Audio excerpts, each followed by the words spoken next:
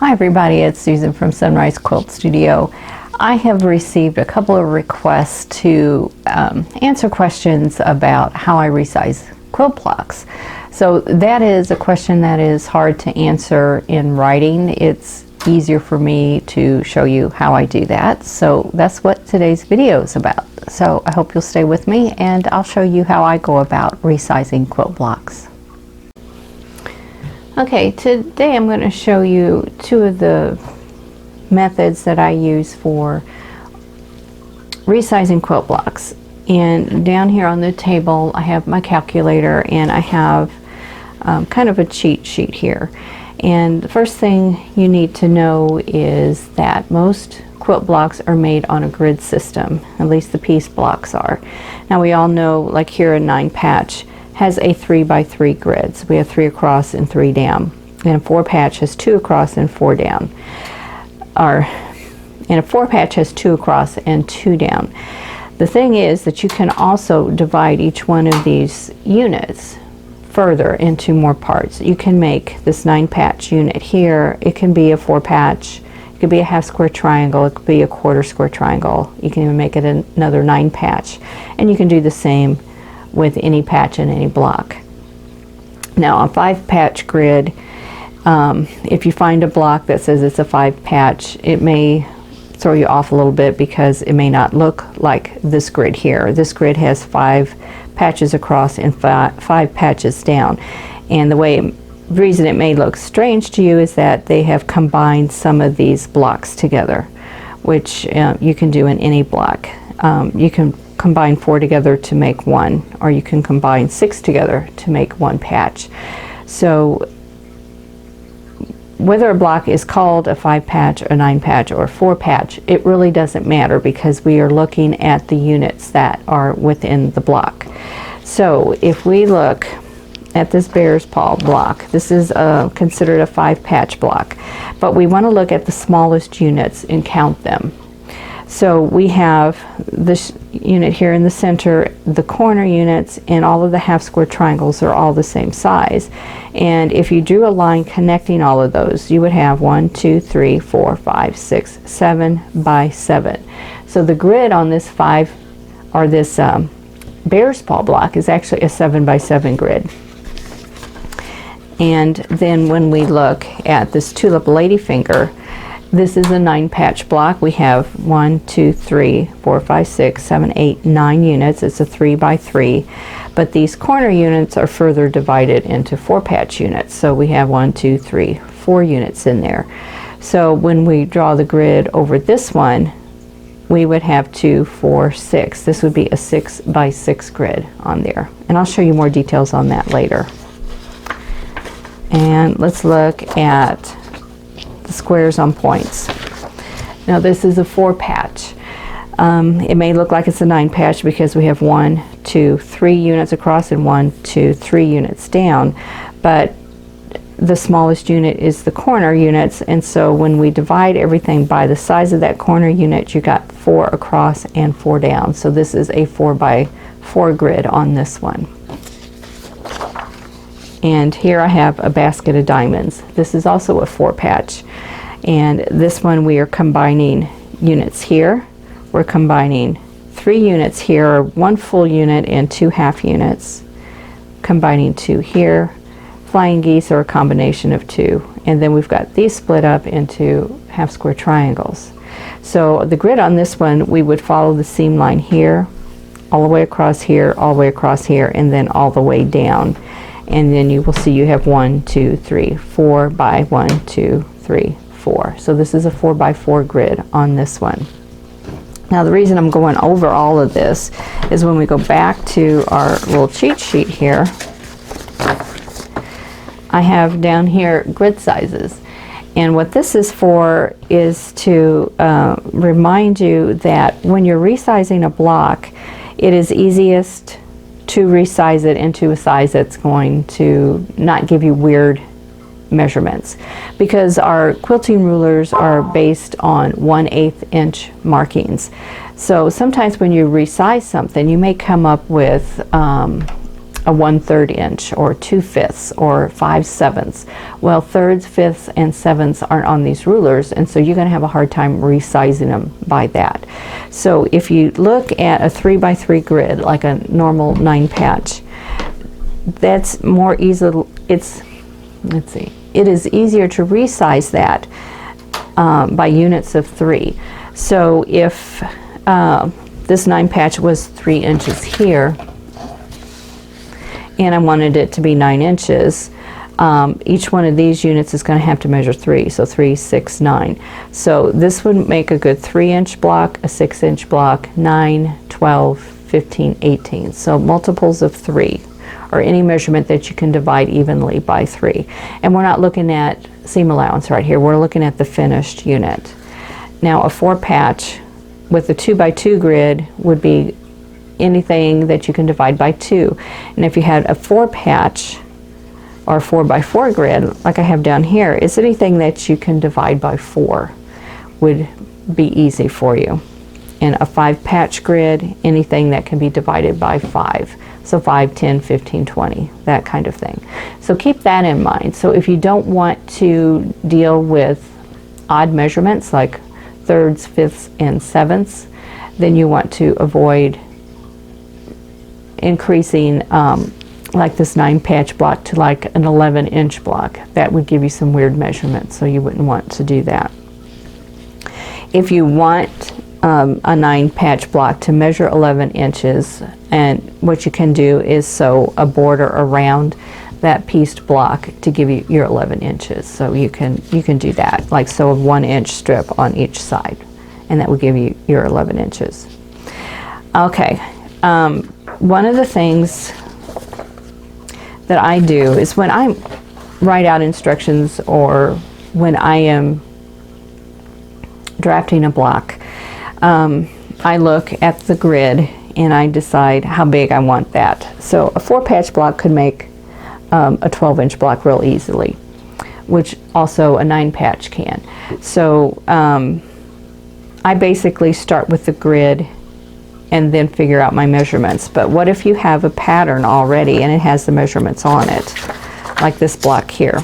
This is the Basket of Diamonds block, and you can get this pattern on my blog, and there's a link to my blog in the description box below, so you can look that up. This Basket of Diamonds block is a 4-patch block, so I could make this an 8-inch block and have good measurements, easy measurements to work with. So I have all my measurements. It says here it's a 12-inch block, and so all of these cutting instructions here are for a 12-inch block. But what if I want to make it an 8-inch block? Say I have a quilt I'm working on and I need 8-inch blocks, finished blocks to put in it. So I could use this pattern, but I'm going to have to make some changes. So there is a formula that you can use. Okay, on this sheet that I have here, I have the formula that you can use to change your block size that already has cutting instructions on it. So that will help you. That you can get that in the description box below.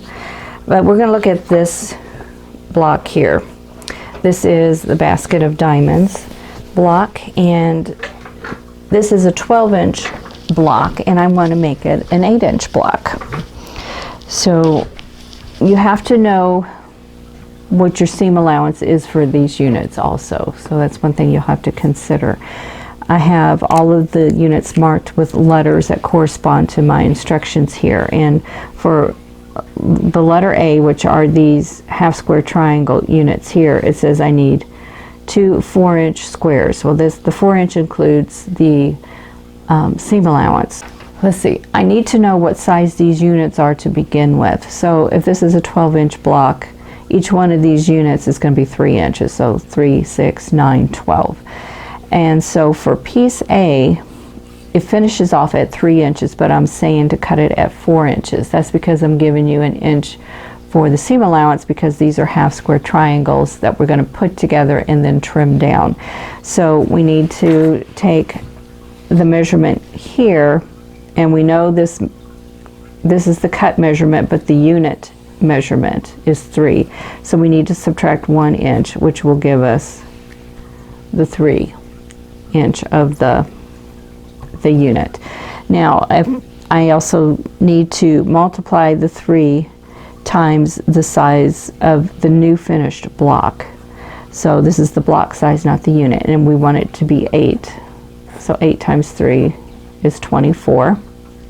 And you can use your calculator, which is always a good check. So 8 times 3 is 24. And then the next step is to divide this number by the original block size, which this block size is 12. So 24 divided by 12 should be 2. Okay, my next step is we need to add the seam allowance now, and we have a 1 inch seam allowance, so we're going to add that 1 back and we get 3. So this is our new patch size. So for this block here, I want to cut this one at 3 inches instead of 4. So we'll just do this for every single cutting instruction here. Like here's here's another 4-inch square, so I know that one is going to be 3 inches. So let's do the 3.5-inch square. That's piece B. So piece B, we're starting out at 3.5. That's our original unit, and we're going to subtract the seam allowance, which is 1/2. So we come up with 3. Then we're going to multiply it by the size that we want the block to be, which is 8, which gives us 24. And then we're going to divide it by the original block size, which is 12, which is 2. And then we're going to add the 1/2 inch back on, and this is 2.5 inches. So we're going to cut the 3.5 inches square. We're going to cut the 3.5 inch squares at 2.5 inches for our 8-inch block. So I can do that for every single one that says 3.5 inches square. Make it 2.5. And so I've got all of that done. Let's go to piece E, which is a 6 7/8. Let's go to piece E, which is 6 7/8 inch square. So that's this big triangle here. Now the 7/8 inch is the seam allowance. That's for anytime you do a half square triangle. When you normally will add 7/8 of an inch. Here I was adding extra so that I could trim down. That's why I added, this was 1 inch larger. So this is 6 7/8. And we're going to subtract the 7/8 inch. So we get 6. We're going to multiply it by the size of the block we want.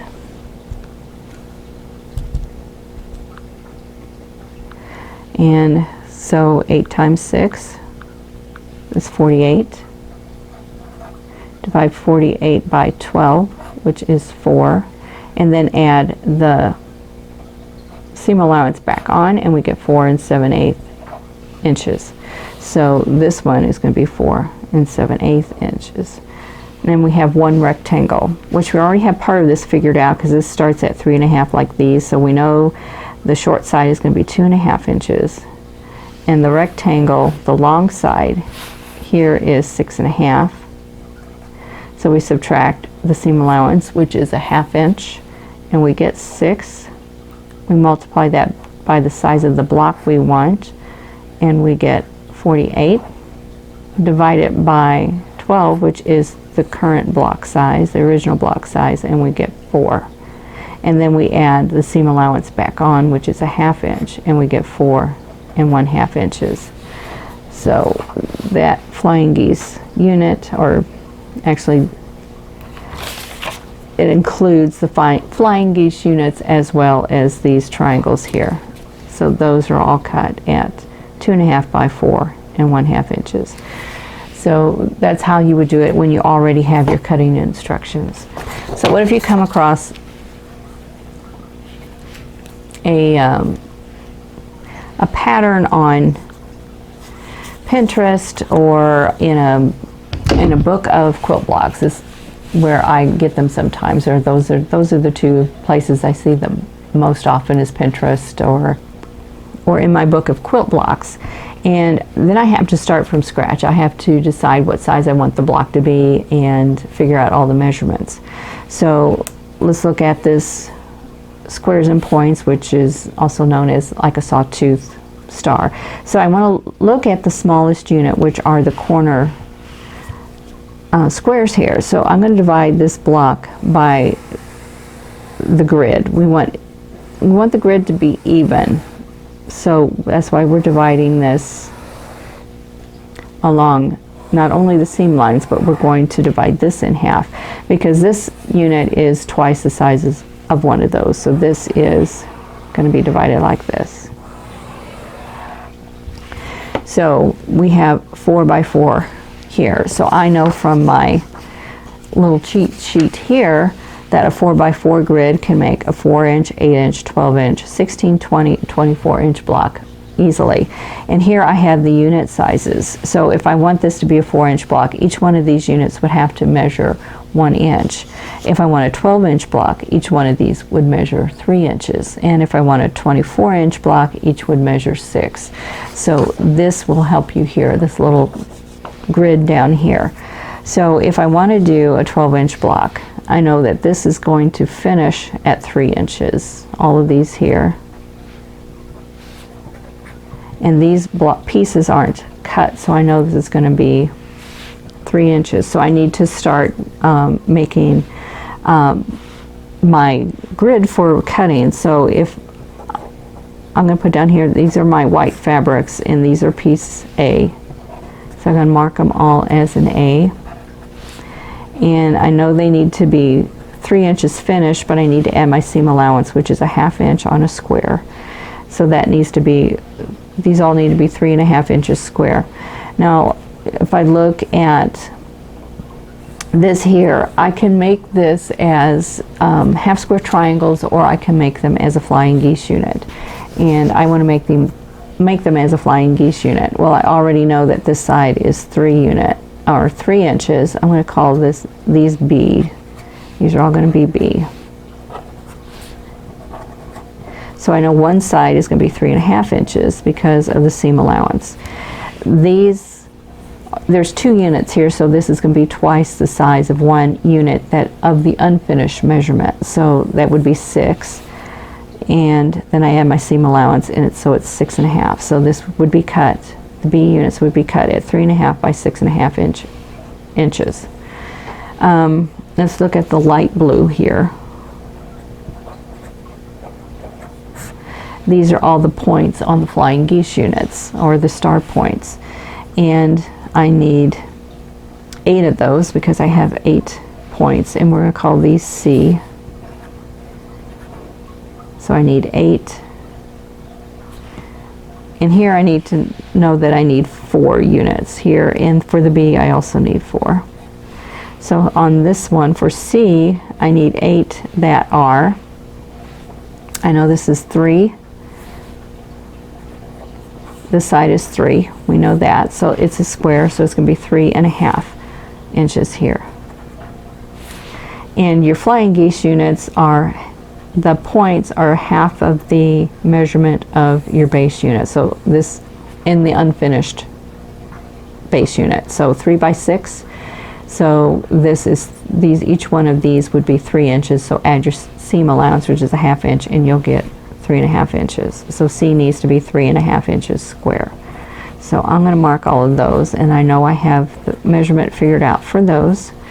And now I need to do my dark blue square. And this will be piece D. And this is the size of 2 units across and 2 units down, and since they're each 3 inches, 3 plus 3 is 6. Add the seam allowance. I need 1 of each, so it's 6.5 inches square. So that's what I need for my blue. So this will give me my 12-inch block.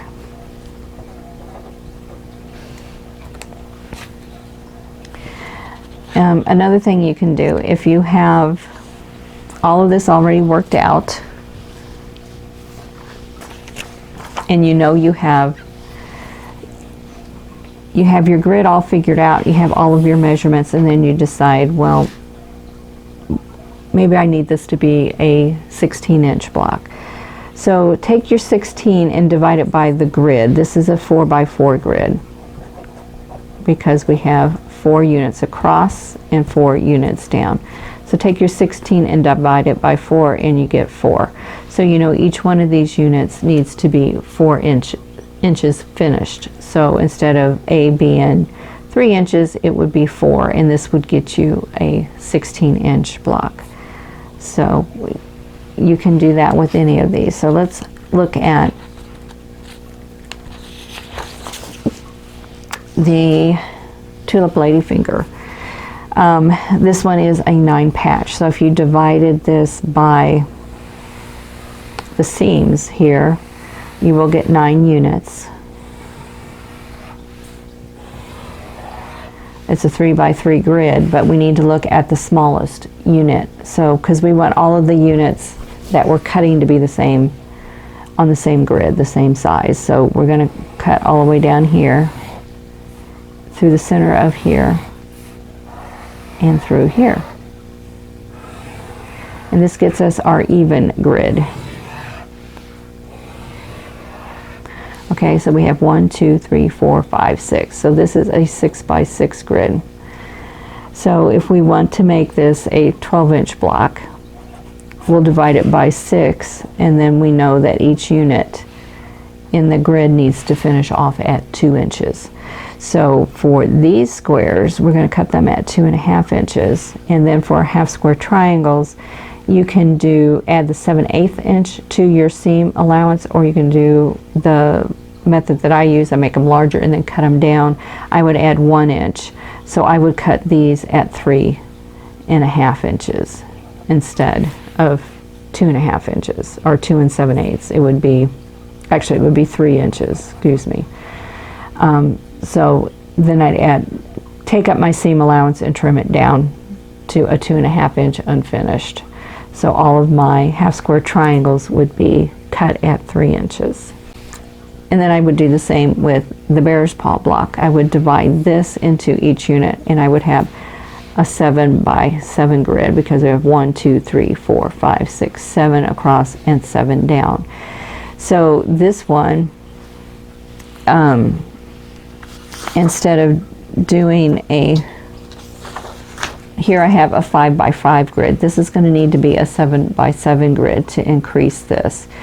And right now, if these were all 1 inch, this would be a 7-inch block.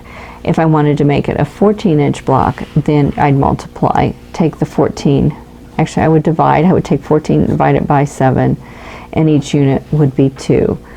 But if I wanted to make this a 12-inch block, you take 12 and divide it by 7. And let me grab my calculator here.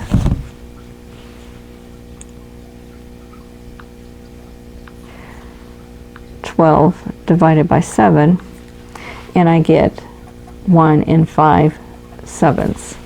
So this is what I'm talking about, where sometimes you get weird calculations, and I don't have a 5/7 on my ruler. I could increase this to 1 5/8.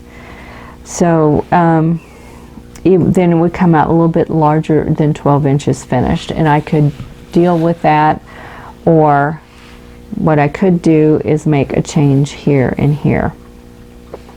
What if I'd make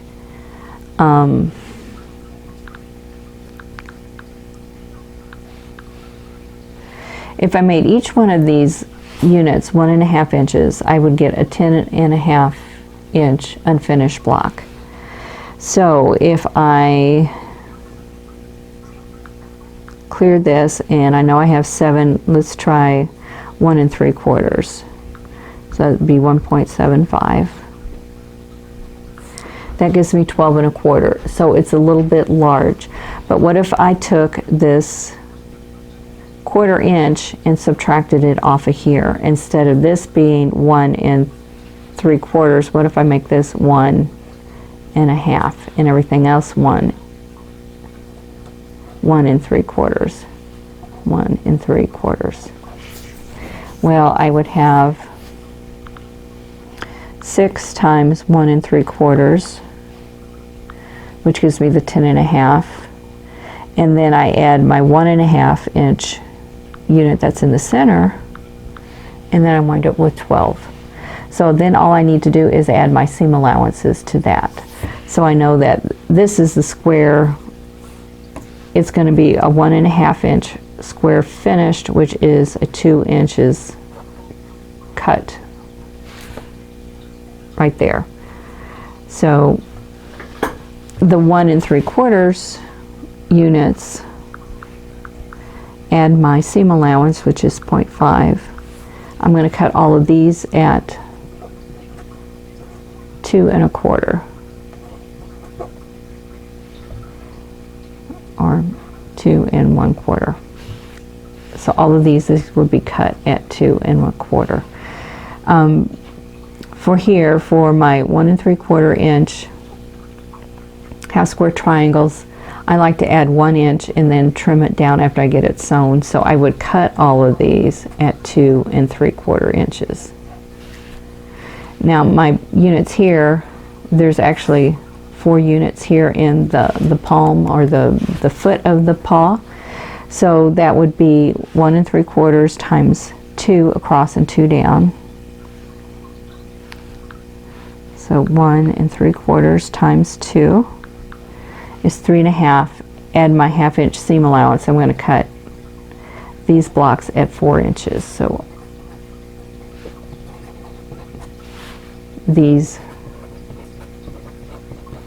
are all cut at 4 inches.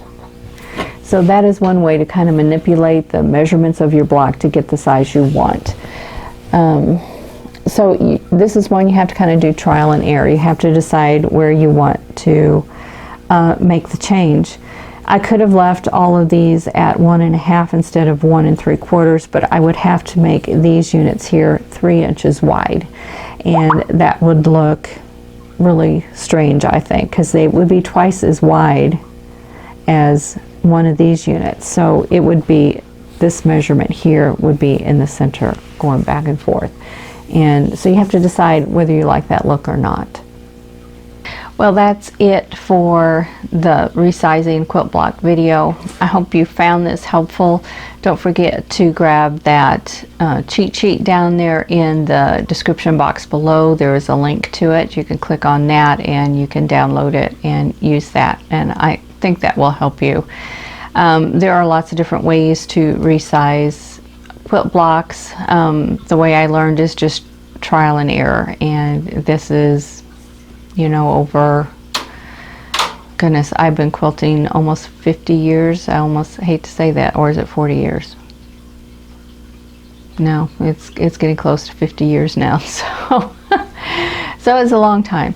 So a lot of this stuff, you know, I didn't even stop and think what kind of method that I'm doing. I just figured it out. So hopefully this will help jumpstart you on feeling comfortable with resizing your own blocks, and it kind of will open up a wide range of options for you. So I hope you'll give it a try.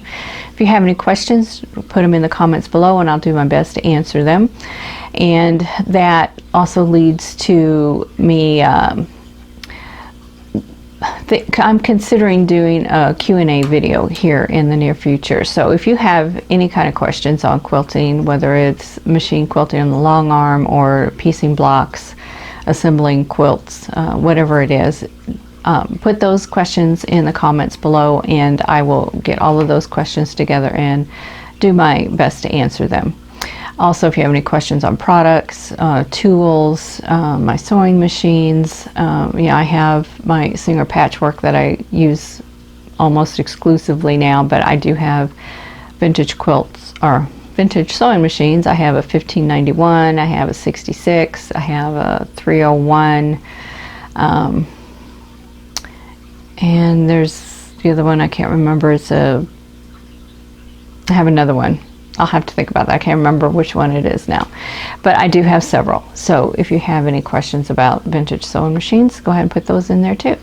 So anyway, that's it for this video. So if you like this video, please click that like button, and don't forget to subscribe if you haven't already, and click that notification bell so you'll be notified when the next video comes up.